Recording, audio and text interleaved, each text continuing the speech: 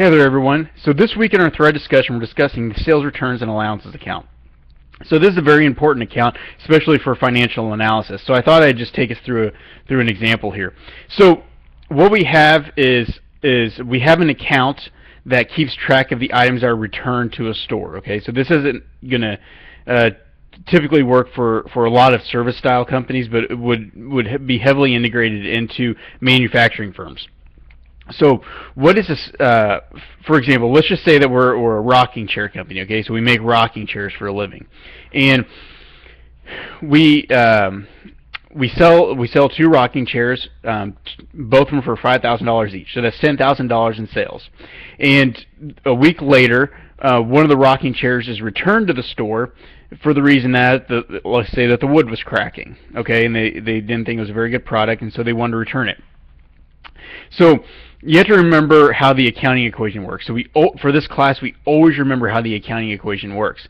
So we have assets equals liabilities plus owner's equity. Our original journal entry is going to be, let's say that the rocking chairs are purchased on credit. So it's going to be a debit to accounts receivable and then a credit to revenue, which is under owner's equity. Accounts receivable being under the assets section of the accounting equation. Again, assets equals liabilities plus owner's equity.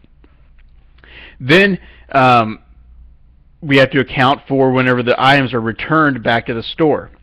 So this sales allowance and returns account is a contra equity account. Okay, what that means is, so for example, under the equity account, it has a normal balance of a credit. If you want to increase an equity account, you're going to credit that account.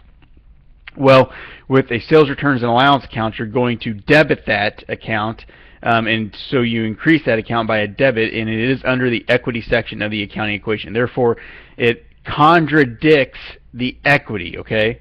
So that's why you call it a contra equity account.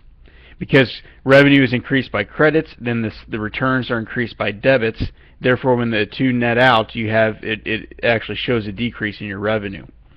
So whenever the customer comes back and returns a rocking chair for $5,000, we would debit the sales returns and allowance account for $5,000 and then credit the accounts receivable account for the $5,000, showing that they don't owe that $5,000 anymore.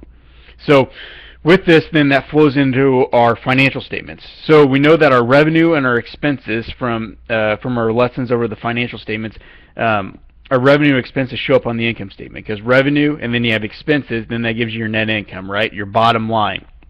What you do is you implement that sales returns and allowance account right underneath that revenue of the income statement, and you'll be able to see examples of how this is done, and that gives you your net sales, okay? So you have your revenue minus your returns gives you your net sales. Now, whenever you're conducting a financial analysis, you see that there's a lot of revenue, but then let's say that there's $100,000 in revenue, but then there's $90,000 in sales returns and allowances. What's that tell me as a financial analyst, right? Who's reviewing the company's financial statements? One thing that it would tell me is that they sell a lot of bad products because a lot of people are returning them, and so that would cause concerns for me as an investor.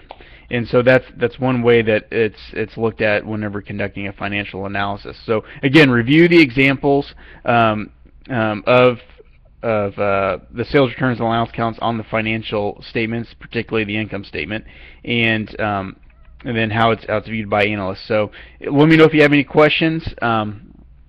If you want to challenge my point, good luck. But challenge my point if you want to, if you think I'm inconsistent on something, and we have some very lively debates in the thread discussion. So anyway, look forward to seeing everyone on the discussion boards this week, and thanks for watching.